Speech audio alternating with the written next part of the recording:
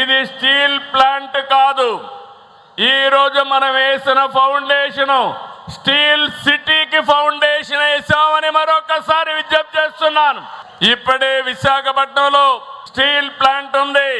ఈ రోజు ఇక్కడ నక్కపల్లిలో ఇంకొక స్టీల్ ప్లాంట్ వచ్చింది. ఈ స్టీల్ ప్లాంట్ దేశంలోనే అతిపెద్ద స్టీల్ ప్లాంట్.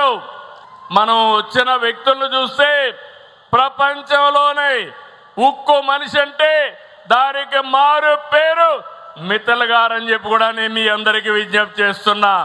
ఈ రోజు ఎక్కడ స్టీల్ వాడినా ఆ స్టీల్ ఆర్సీఆర్ మిత్తల్ నుంచి వెళుతుంది.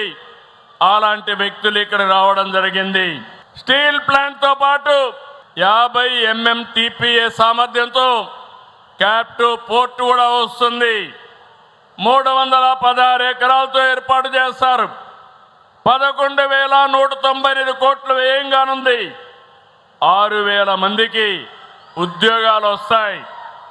ఈ రోజు వేసిన ఫౌండేషన్ రేపటి నుంచి ఊపందుకుంటుంది.